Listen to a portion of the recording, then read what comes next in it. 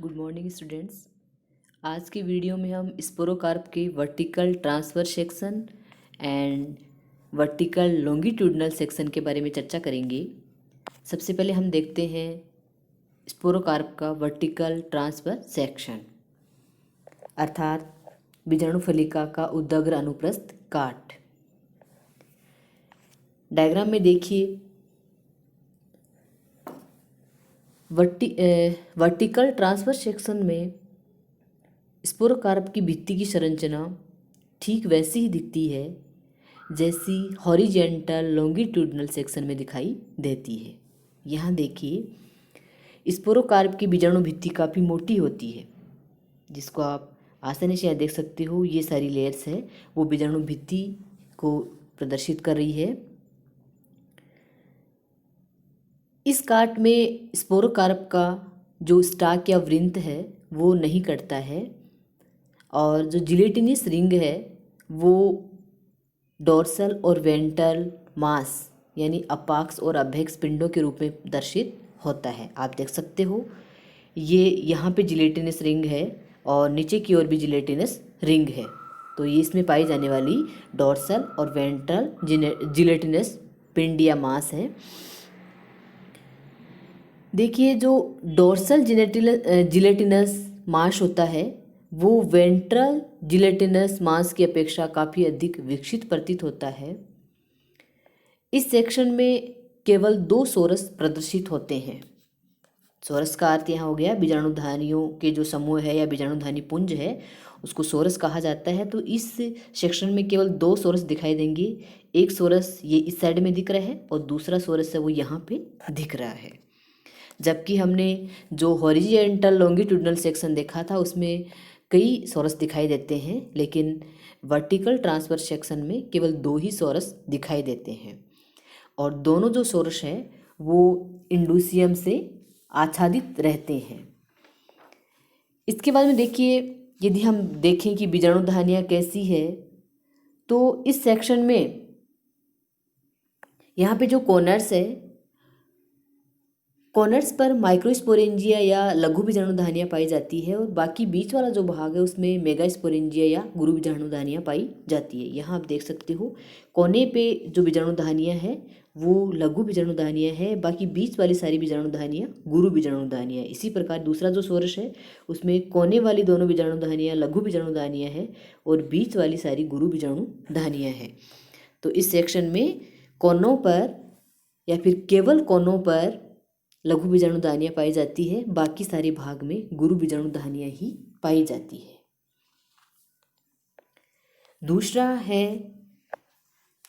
स्पोरोकार्प का vertical longitudinal section. इसमें भी आप डायग्राम देखिए, इस सेक्शन में भी स्पोरोकार्प की भित्ति जो अपन ने HLS और VTS देखे थे, या फिर मैं यूँ कहूँ हॉरिजेंटल लॉन्गिट्यूडनल सेक्शन और वर्टिकल ट्रांसफर सेक्शन देखे थे, उनकी तरह ही यहाँ बीजाणु फलिका की भित्ति दिखाई देती है। लेकिन इसमें देखिए, जिलेटिनस जो रिंग है वो बीजाणुधानियों के चारों ओर एक सामान्य संपूर्ण वलय कोमल कंप्लीट रिंग का निर्माण करती है। यहाँ आप देखिए, जिलेटिनस रिंग, ये जिलेटिनस रिंग है जो बीजाणुधानियों को चारों ओर से ढक रही है। जबकि पीछे जो 2 सेक्शंस हमने देखे थे उसमें जिलेटिनस रिंग है वो केवल पिंड या मास के रूप में ही दिखाई दे रही थी, डोर्सल और वेंट्रल मास।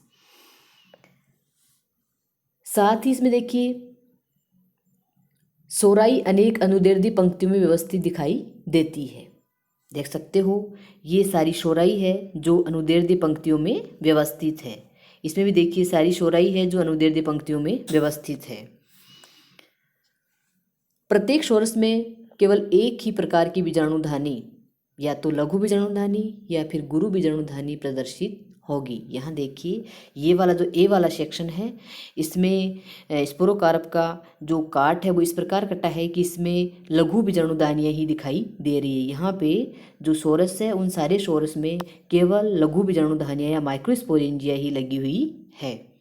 जबकि हम बात करें बी में जो सेक्शन है उसकी, तो बी वाले सेक्शन में जितनी भी बीजाणुधानियाँ हैं वो सारी गुरु बीजाणुधानियाँ या मेगास्पोरेंजियम ही है। एक बार मैं दोनों जो कार्ट है उनको फिर से रिपीट कर देती हूँ। सबसे पहले हमने देखा था स्पोरोकार्प का vertical transfer section. Vertical transfer section में डायग्राम आप देखिए, यहाँ बीजाणु फलिका की जो भित्ति है वो काफ़ी मोटी दिखाई दे रही है और ये ठीक वैसी है जैसी हमने हॉरिजेंटल लॉन्गिट्यूडनल सेक्शन में देखी थी। साथ ही ये जो सेक्शन है इसमें स्पोरोकार्प का जो वृंत है वो नहीं कटता है और जिलेटिनस रिंग डोर्सल और वेंट्रल पिंड या मांस के रूप में दिखाई देती है। ये देखो जिलेटिनस रिंग ऊपर की ओर भी है और नीचे की ओर भी है, लेकिन जो डोर्सल जिलेटिनस रिंग है वो वेंट्रल जिलेटिनस रिंग की अपेक्षा काफ़ी अधिक विकसित होती है। साथ ही इस सेक्शन में केवल 2 सोरस का यहाँ पे मतलब हो गया बीजाणुधानियों के पुंज या समूह है।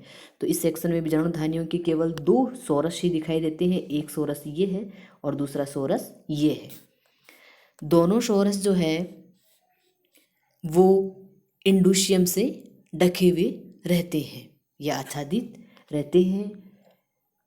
प्रत्येक सोरस में कोनों पर, अपन बात करें यदि कोनों पर, तो केवल कोनों पर लघु बीजाणुधानियाँ पाई जाती है। बीच वाले भाग में जो भी बीजाणुधानियाँ हैं वो सारी गुरु बीजाणुधानियाँ होती है। इसी प्रकार दूसरे वाला सोरस देखिए, कोनों पर जो बीजाणुधानियाँ हैं दोनों कोनों पर वो लघु बीजाणुधानियाँ या माइक्रोस्पोरेंजियम है। बीच में सारी बीजाणुधानियाँ हैं वो गुरु बीजाणुधानियाँ या मेगास्पोरेंजियम है। दूसरा सेक्शन है स्पोरोकार्प का वर्टिकल लॉन्गिट्यूडनल सेक्शन। इसमें भी आप देखिए स्पोरोकार्प की जो भित्ति है वो ठीक पीछे जो हमने 2 सेक्शन पढ़े थे उनकी तरह ही दिखाई देती है, काफ़ी मोटी भित्ति होती है। लेकिन यहाँ देखिए जो जिलेटिनस रिंग है वो छोटे छोटे पिंड या मांस के रूप में न होकर बीजाणुधानियों को चारों ओर घेरते हुए एक संपूर्ण वलय, एक कंप्लीट रिंग का निर्माण करती है। यह देखिए जिलेटिनस रिंग, ये जिलेटिनस रिंग है और इसमें भी ये जिलेटिनस रिंग है। इसमें जो सोराई है या बीजाणुधानी जो पुंज है वो अनुदैर्ध्य पंक्तियों में व्यवस्थित दिखाई देते हैं। यहाँ पे देखिए आप सोराई ये दिख रही है, सारी जो सोराई है वो अनुदैर्ध्य पंक्तियों में व्यवस्थित है। इसी प्रकार इस काट में भी सारी सोराई है वो अनुदैर्ध्य पंक्तियों में व्यवस्थित है।